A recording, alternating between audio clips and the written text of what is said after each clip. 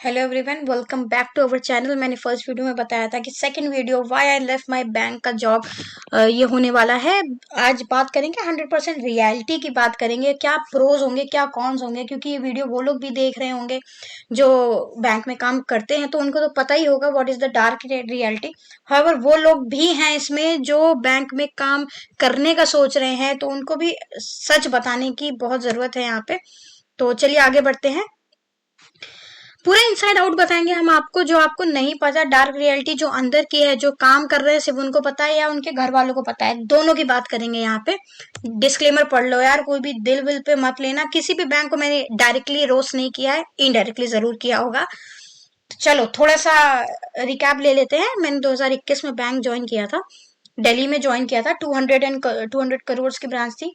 जैसे small medium large होता है, वैसे ही बैंकिंग सेक्टर को हम जज करते हैं on the basis of their business, कि कितने करोड़ का बिजनेस किया है। तो मेरी 200 करोड़ की ब्रांच थी, गुड ब्रांच थी, मतलब टॉप 3 इन दिल्ली रीजन आती थी।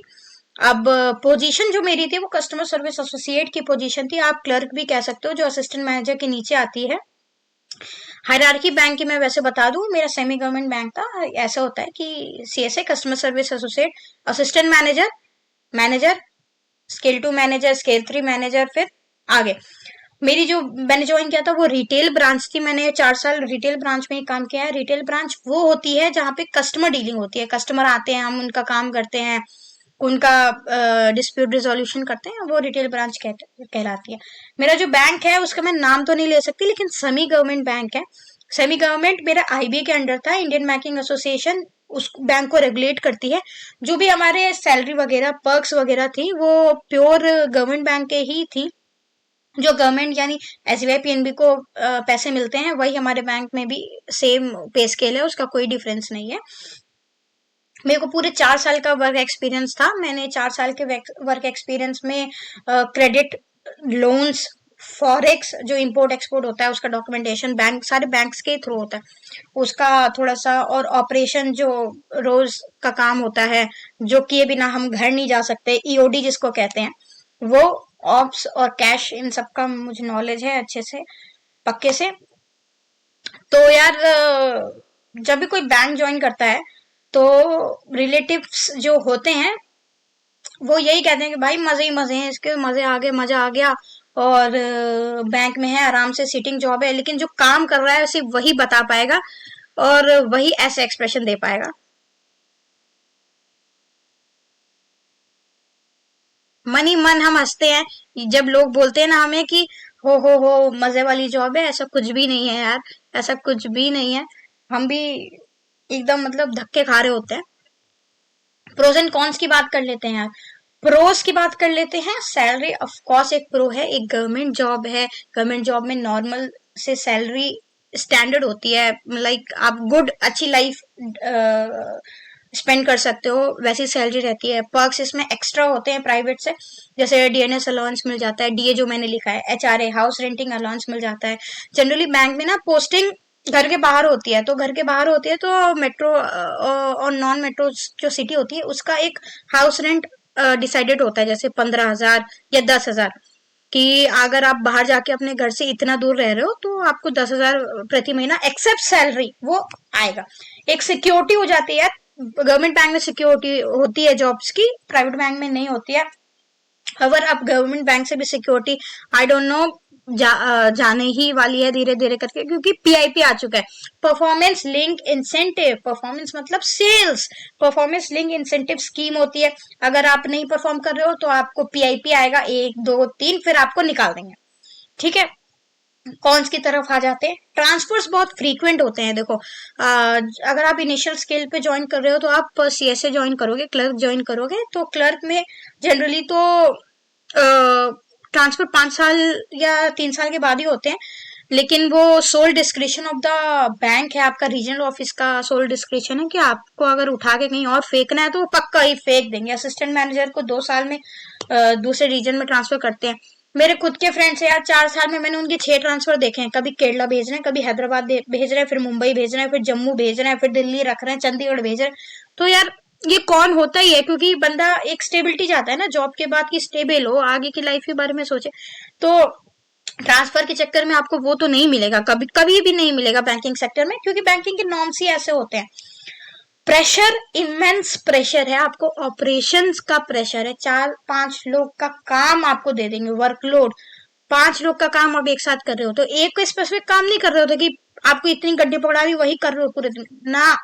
गड्डी पकड़ा दी वो करते रहना, इसके साथ 5 काम और करो आप। टारगेट्स मिलते हैं आपको, टारगेट्स बहुत ही भयंकर टारगेट्स मिलते हैं, वो उसके बारे में हम आगे डिस्कस करेंगे। लेट सिटिंग का मैं क्या बताऊं आपको, शुरू शुरू में नहीं पता चलेगा। हनीमून पीरियड जिसको कहते हैं, 15-20 दिन 1 महीने का लेट सिटिंग। भाई मैंने ज्वाइन किया था, मैं पहले दिन 5 बजे गई हूँ, उसके बाद कभी भी 4 साल में 5 बजे घर नहीं गई मैं। बैठाए रखते हैं, कभी 7 बजे आप जा रहे हो वापस, कभी आप 8 बजे जा रहे हो। भाई मैं 12-1-5 बजे भी गई हूँ सुबह। बैठाए रखते हैं, बैठाए रखते हैं, काम करो, क्योंकि काम तो यार देखो नेवर एंडिंग है। इसका मतलब ये थोड़ी कि हम लेट सेटिंग करते रहेंगे। बिल्कुल मैं बताऊं, लेट सेटिंग के चक्कर में हालत बिल्कुल ऐसी हो जाती है। मुझे अपने घर जाना है। मुझे घर जाना है। मुझे अपने घर जाना है। बिल्कुल ऐसी हालत हो जाती है यार, घर जाना है, जाने दो जाने दो प्लीज जाने दो, लेकिन नहीं जाने देता है। फिर धीरे धीरे हम ही एडजस्ट हो जाते हैं कि भाई हाँ लेट ही जाना है। हमारे घर वाले भी एडजस्ट हो जाते हैं कि हाँ भाई ये तो लेट ही आएगी, पता नहीं क्या करते रहते हैं। ना हम उनको समझा सकते हैं ना वो समझ सकते हैं यार, ठीक है। सेल्स, सेल्स लिखा है मैंने। सेल्स एक बहुत महत्वपूर्ण पार्ट है। अब आजकल एसबीआई के ऑफर लेटर में देख लो, किसी भी बैंक के ऑफर लेटर में देख लो, आपको जो ऑफर लेटर आएगा ना, they are recruiting for customer in sales, तो वो इन लोग ने लिखना स्टार्ट कर दिया, पहले नहीं लिखते थे वो लोग। हम टारगेट्स की बात कर लेते हैं। टारगेट यार महीने, मंथली टारगेट्स होते हैं, वो आपको अचीव करने होते हैं, अदरवाइज आपका रीजनल ऑफिस से रिव्यू होता है। रिव्यू होता है, आपको रिव्यू देना पड़ेगा कि क्यों नहीं अचीव हुआ।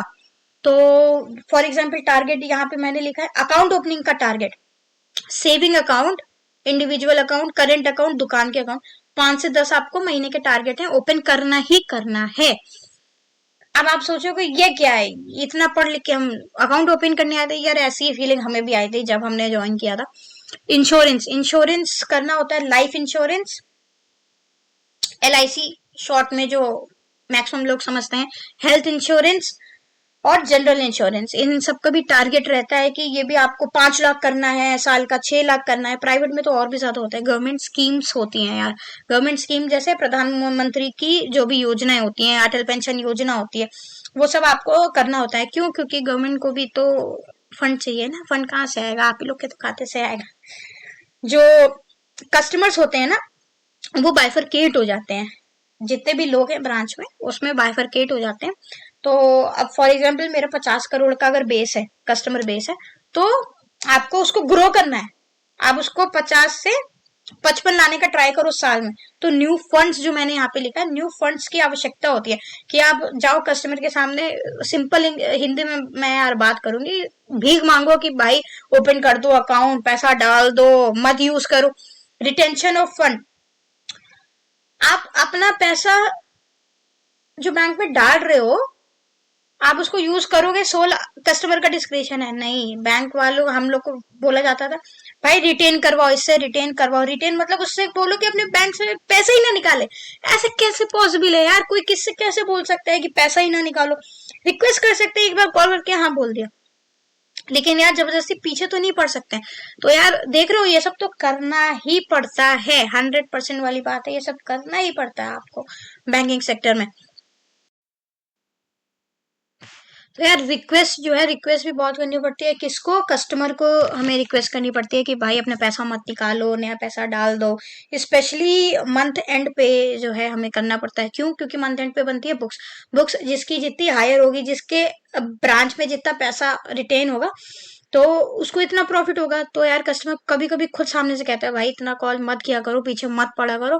तो जल्दी से आप नेक्स्ट वीडियो देख लो, उसमें आपको समझ में आएगा कि बैंक वाले यार ऑपरेशन तो करते ही करते हैं आधे घंटा, लेकिन उसके बीच में निकल निकल के सेल्स भी करते हैं, कस्टमर के घर पे भी जाते हैं। क्योंकि आजकल तो क्या ही कॉम्पिटेटिव जमाना हो गया है। जल्दी से नेक्स्ट वीडियो देख लो, फिर वापस आते हैं। हाँ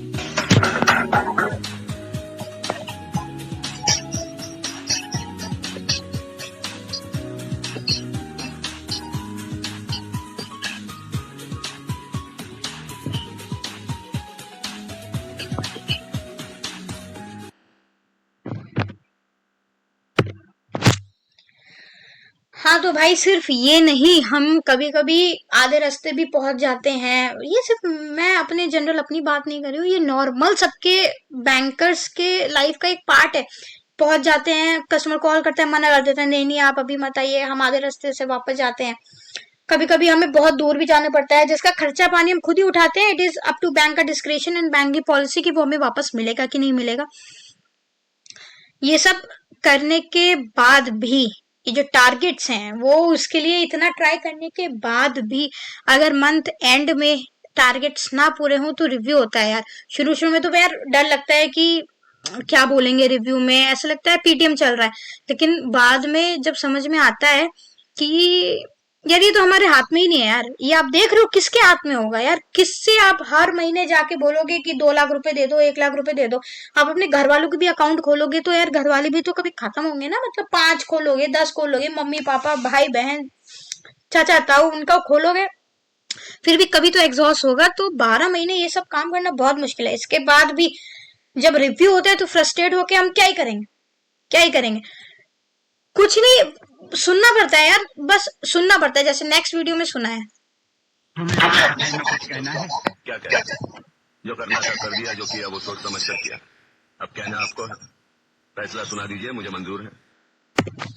तो ऑफ कोर्स फैसला सुना दीजिए, वो अपना फैसला सुनाते हैं। तुम ये नहीं कर रहे हो, तुम वो नहीं कर रहे हो, ऐसा नहीं होता वैसा नहीं होता, डिमोटिवेट करते हैं एम्प्लॉय को। मैं धमकी भी मिलती है कई बार कि ट्रांसफर कर दूंगा, ये कर दूंगा, वो कर दूंगा, और तुम अपनी फैमिली से नहीं मिल पाओगे, लेट छोड़ूंगा, आज तुम घर नहीं जाओगे। भाई ऐसी भी धमकियां मिलती हैं बैंक में, विच इज वेरी कॉमन।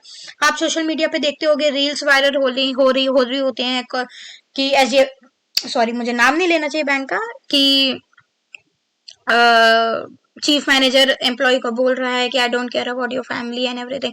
यार काम कोई क्यों कर रहा है, अपनी फैमिली के लिए तो कर रहा है, पैसे कमाने के लिए तो कर रहा है। लीव्स पे आते हैं, लीव्स मिलना बहुत मुश्किल होता है। क्यों? क्योंकि जैसे जो फेस्टिवल्स होते हैं, हम फेस्टिवल की बात करते हैं, फेस्टिवल होते हैं, होली हो गया, दिवाली हो गया, वो तो अपने इंडिया की के एकदम टॉप पीक फेस्टिवल है ना, उसमें कौन घर जाना नहीं पसंद करेगा।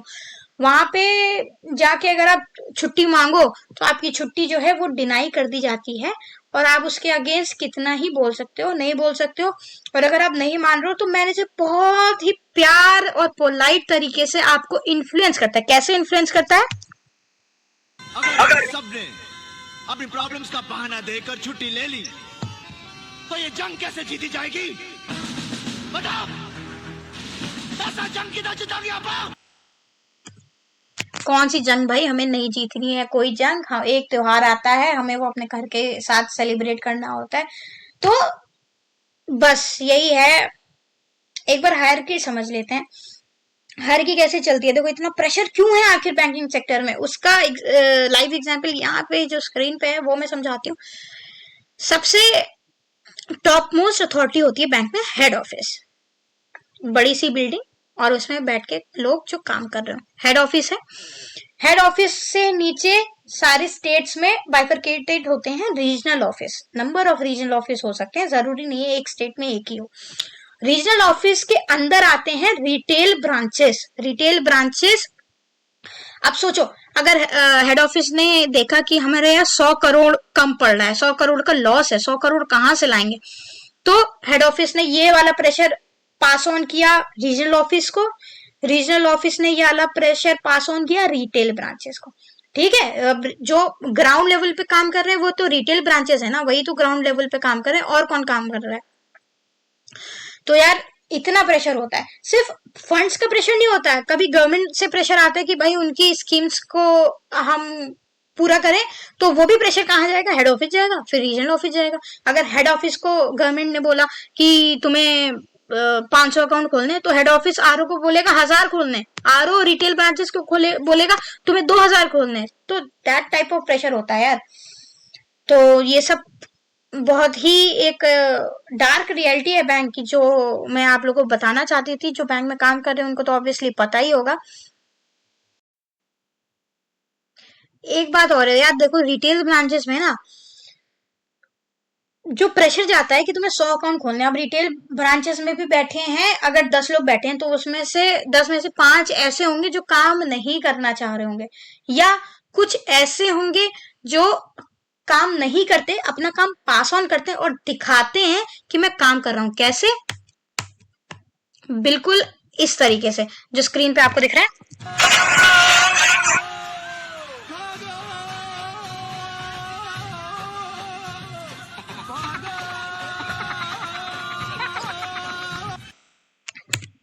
तो यार ये जो काम ज्यादा और काम कम और आवाज ज्यादा वाले लोग हैं वो बहुत होते हैं, जिनकी वजह से ही इतना प्रेशर क्रिएट होता है बैंकिंग सेक्टर में।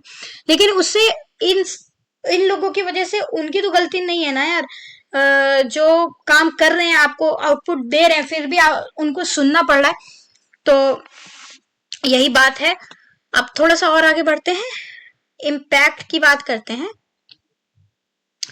इससे इम्पैक्ट क्या आ रहा है एम्प्लॉइज पे? देखो यार, फ्रस्ट्रेशन लेवल बढ़ जाता है। हर रोज अगर आप 9 बजे जा रहे हो और 9:30, 8, 8:30, 10 बजे भी पहुंच रहे हो घर पे, तो फ्रस्ट्रेशन लेवल बढ़ जाता है।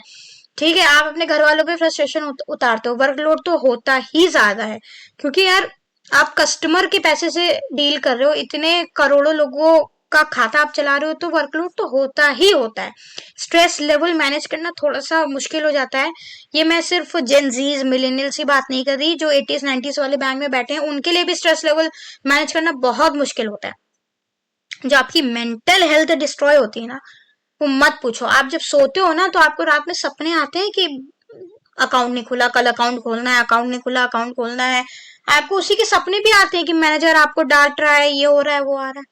जब आपने बैंक ज्वाइन किया होता है, आप पेपर देके आए हो, आपको लग रहा है यार ये ब्लू कॉलर जॉब है। हाँ है ब्लू कॉलर जॉब, लेकिन आपको धीरे धीरे ये लगने लग जाएगा कि आप फील्स लाइक सेल्स एजेंट। आप एक सेल्स एजेंट हैं जो सेल्स कर रहे हैं बैंक में। यार ये तक सुनने को मिलता है, ऑपरेशन कर रहे हो, करते रहो, हमें क्या फर्क पड़ता है, हमें ऑपरेशन से फर्क नहीं पड़ता, तुम सेल्स करके लाओ, तो हमें नंबर्स दिखाओ, कितने अकाउंट खोले, कितना इंश्योरेंस किया। उनको सिर्फ उससे मतलब करता है। और इसके बाद भी आपको रिकॉग्निशन मिले ना मिले, वो डिपेंड करता है हाईली आरओ पे, हेड ऑफिस पे और आपके ब्रांच स्टाफ पे। आपको अब इंडिविजुअल टारगेट्स होते हैं, ये जैसे 5 अकाउंट खोलने, 10 अकाउंट खोलने, तो वो भी तो मतलब इंडिविजुअल टारगेट है। 10 लोग हैं आपके में, तो सब लोग वही सेम सेट ऑफ कस्टमर है जो आपके ब्रांच में आ रहे हैं। तो जो टीम होती है ना, उनमें भी एक टाइप ऑफ कंपटीशन बढ़ जाता है। ठीक है, अब इतना सब दिमाग में भरने के बाद जब एक बैंकर घर आता है या किसी से उसको सुनने को मिलता है कि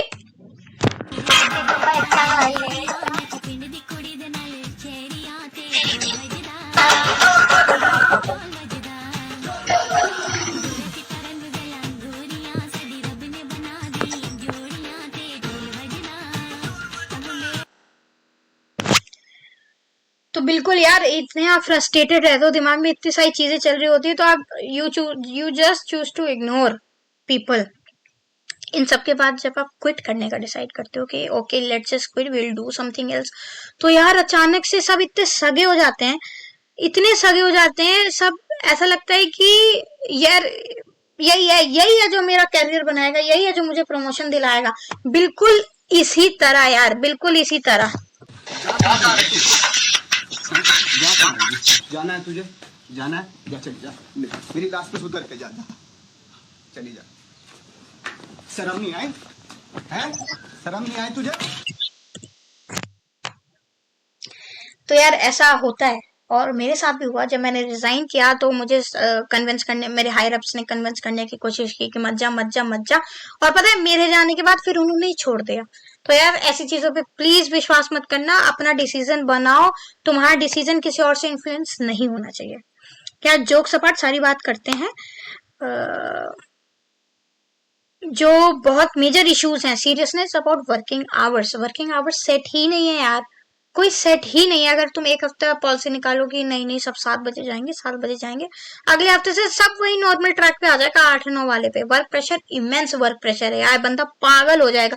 बंदे बिना जॉब की नौकरियां छोड़ रहे हैं, क्यों छोड़ रहे हैं? वर्क प्रेशर की वजह से छोड़ रहे हैं, क्योंकि आप उनको सेल्स एजेंट बनाते जा रहे हो। अनरियलिस्टिक टारगेट्स हैं यार, टारगेट्स आप कब तक पूरा करोगे? कभी होंगे कभी नहीं होंगे, बहुत मुश्किल होते हैं। Late night text, late night text से मेरा मतलब ये है कि वापस आने के बाद भी व्हाट्सएप ग्रुप पे you have to report this, you have to report that, you have to do this, you have to do that, kindly acknowledge. अगर आप रात में एक्नॉलेज ना करो तो आपको सुबह परेशान करेंगे यार। वो अलग बात है कि पार्लियामेंट में इसका बिल निकल रहा है, पर अभी वो पूरा पास नहीं हुआ है, वो सिर्फ प्रेजेंट किया गया। जब वो पास होगा तब की बात करेंगे। इन सब के बाद जो पर्सनल लाइफ है यार, पर्सनल लाइफ हो जाती है भंड पूरी। आपकी क्या पर्सनल लाइफ रह जाएगी? आप घर आते हो सिर्फ सोने। तो यार ये सब मैंने ट्राई किया आप लोग को डार्क रियलिटी ऑफ बैंक बताने का, और जो जो मेरे एक्सपीरियंस थे थोड़ा सा फनी मैनर में बताने का मैंने ट्राई किया। तो thank you so much guys. अगर वीडियो पसंद आई हो तो प्लीज उसको लाइक कर देना, शेयर कर देना, सब्सक्राइब कर देना चैनल को मेरे। अभी मैंने स्टार्ट किया है तो ग्रो करने में आपकी बहुत नीड है मुझे। और इससे रिलेटेड आपको बैंकिंग सेक्टर से रिलेटेड कोई भी डाउट है, कोई भी क्वेरी है, तो आप प्लीज मुझे कमेंट करके बताइए। अगर आप अपने व्यूज देना चाहें इस वीडियो के बारे में तो प्लीज कमेंट करके बताइए। Thank you so much for watching, bye.